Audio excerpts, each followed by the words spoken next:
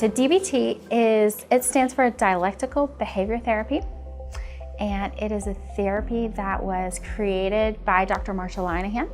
And DBT comes from the CBT tradition, and in particular, working with clients that had chronic suicidality and self-harm, and in particular, clients that were diagnosed with borderline personality disorder.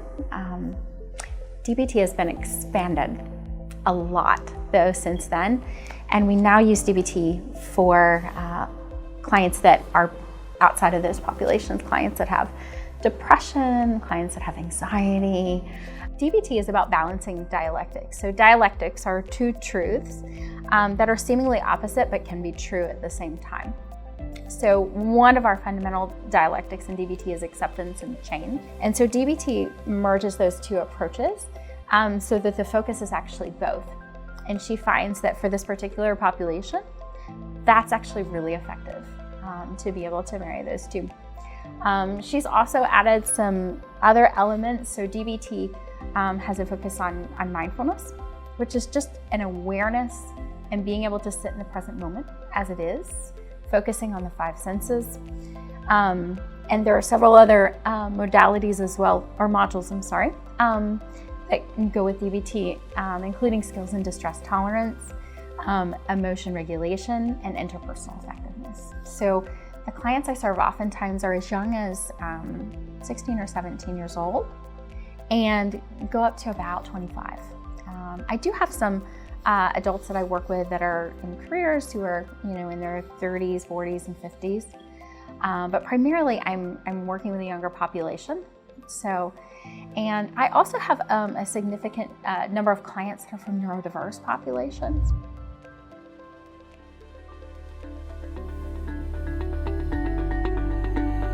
So we are practicing something called adherent DBT.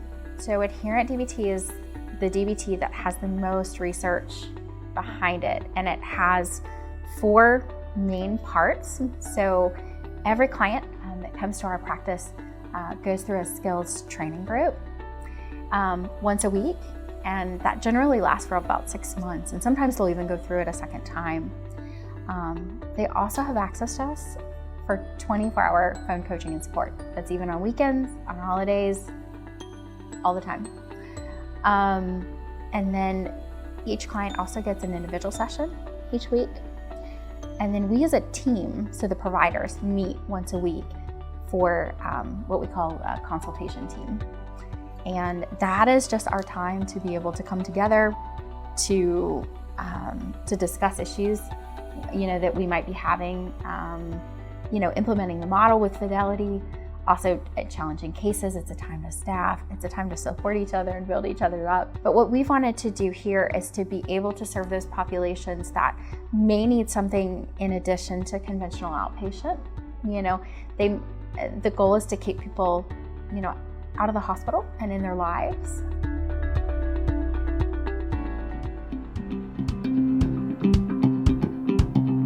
So a great candidate for DBT is somebody who, is wanting to stay in the community in their lives and have an effective way to manage some of these more severe symptoms, finding a way to manage maybe chronic thoughts about self-harm or suicidality. Also, I've worked a lot with clients that have chronic depression, who may have tried other modalities and they're still experiencing the symptoms of depression. So it tends to be a longer term treatment.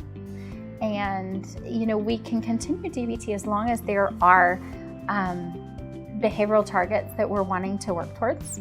DBT really very explicitly is seeking to destigmatize and depathologize the way we look at certain disorders. For example, with BPD, there's historically been a lot of stigma around BPD, and to the point where people who are struggling with certain symptoms have felt hesitant to come forward to get help because there is this kind of label. And one of the things that we say in DBT, because it is pathologizing, that we say we don't use the M word, which is manipulating. We see all behaviors as serving a purpose or a function, And that clients, when they engage in certain behaviors, they're trying to get a valid need. And so what we're trying to do in DBT is to help them to be able to meet their needs in a way that's more skillful and gets them what they need.